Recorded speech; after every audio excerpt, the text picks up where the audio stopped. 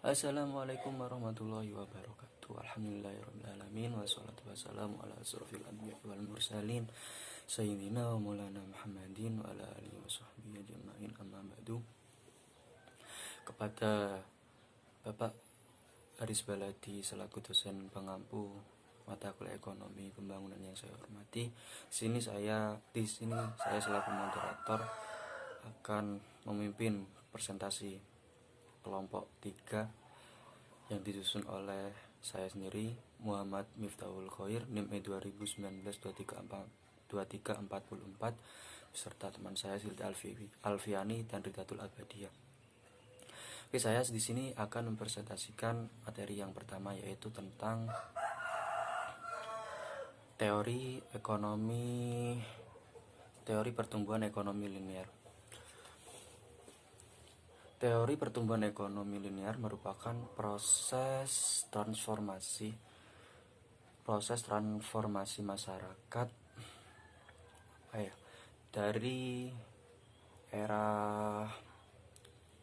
tradisional menuju kepada era modern. Yaitu yang dulunya itu tradisional, yaitu transformasi ke modern. Terus yang di sini saya akan membahas 5 teori. Yang pertama yaitu teori Adam Smith. Teori Adam Smith ini mengemukakan teori perkembangan ekonomi linear itu terdapat 5 tahap. Yang pertama yaitu tahap perburuan, yaitu di mana masyarakat pada saat itu kegiatan ekonominya itu dengan cara berburu hewan seperti rusa dan lain-lain itu. Terus tahap kedua yaitu tahap berternak. Setelah melewati tahap perburuan itu, masyarakat mulai mengenal dengan istilah berternak, yaitu menernak domba, menernak kerbau dan lain sebagainya. Jadi di tahap itu masyarakat mulai mengenal berternak. Terus yang ketiga yaitu tahap bercocok tanam. Setelah masyarakat mulai mengenal berternak, baru mereka mulai mengenal istilah bercocok tanam, yaitu menanam. Pada saat itu masyarakat bercocok tanam untuk memenuhi kebutuhan hidupnya atau ekonomi setiap hari. Terus yang ketiga yaitu tahap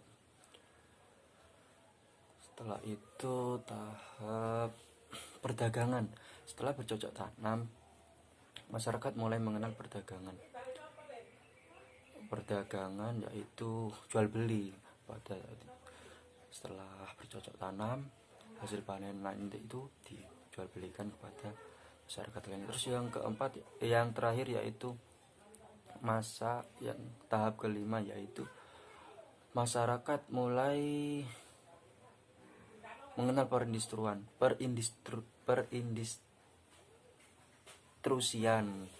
yaitu mulai ada pabrik-pabrik atau tempat produksi bahan baku seperti hasil pertanian itu dikelola dan tujuannya tak lain yaitu untuk mendistribusikan. Teori yang kedua yaitu dikemukakan oleh Karl Marx. Di sini ada 3 tahap. Yang pertama feudalisme. Pada saat itu hanya seorang bangsawan yang mempunyai alat-alat produksi dan masyarakat yang lain menjadi buruh. Terus yang kedua yaitu kapitalisme. Pada saat itu pikiran masyarakat itu hanya mementingkan bagaimana cara mendapat keuntungan yang sebanyak-banyaknya. Dan untuk tahap yang terakhir yaitu sosialisme. Pada saat itu para buruh itu mulai sadar bahwa penting kerjasama, gotong royong antar sesama buruh, sehingga pada saat itu disebut masa sosialisme, karena masyarakat sosialnya itu sangat tinggi setelah itu. Yang ketiga yaitu teori dari Rothschild. Dari sini teori Rothschild menguatkan bahwa perkembangan ekonomi linear itu ada beberapa tahap. Yang pertama yaitu ekonomi secara tradisional, di mana masyarakat pada saat itu masih dalam menjalankan roda ekonomi itu masih bercocok tanam, berburu, dan semacamnya. Terus yang kedua yaitu teori pralepas landas. Pada teori ini masyarakat mulai mulai sedikit agak modern. Jadi mulai mengenal tata cara perindustrian industri. Terus yang ketiga yaitu tahap lepas landas. Pada tahap ini masyarakat sudah mulai mengenal teori-teori tentang produksi, investasi, serta bahkan revolusi politik pada saat itu. Terus yang ketiga yaitu tahap dimana masyarakat menuju ke dewasaan atau kematangan, yaitu mulai mulai mengimplementasikan teknologi modern untuk membantu proses produksi bahan baku tersebut. Jadi sudah mulai mengenal atau menerapkan teknologi modern untuk memproduksi suatu barang. Terus yang kelima yaitu tahap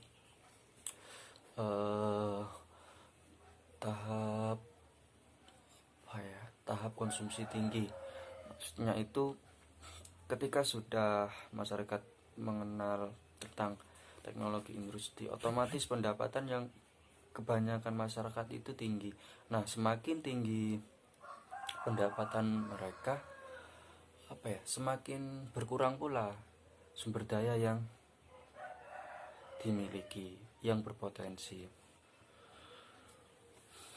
Yang keempat yaitu ekonomi pembangunan sektor yang dikemukakan oleh Clark Fisher, yaitu berpendapat bahwa penurunan proporsi sumber daya seperti bahan baku itu meningkatkan pendapatan per kapita masyarakat, yaitu ketika produksi masyarakat meningkat maka otomatis bahan baku atau sumber daya itu semakin berkurang. Terus yang kelima yaitu teori Harrod-Domar.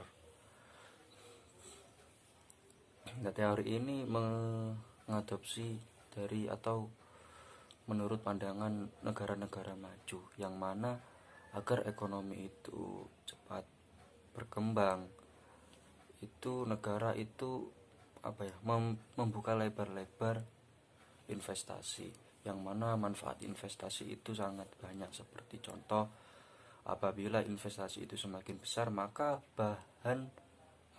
maka suatu industri itu akan memproduksi bahan baku secara besar dan otomatis akan membuka lapangan pekerjaan yang luas. Maka semakin banyak investasi, maka semakin baik dampaknya bagi suatu negara. Itu sekian dari saya. Untuk materi selanjutnya yang akan dijelaskan oleh rekan saya. Sekian dari saya, kurang lebihnya mohon maaf. Assalamualaikum warahmatullahi wabarakatuh.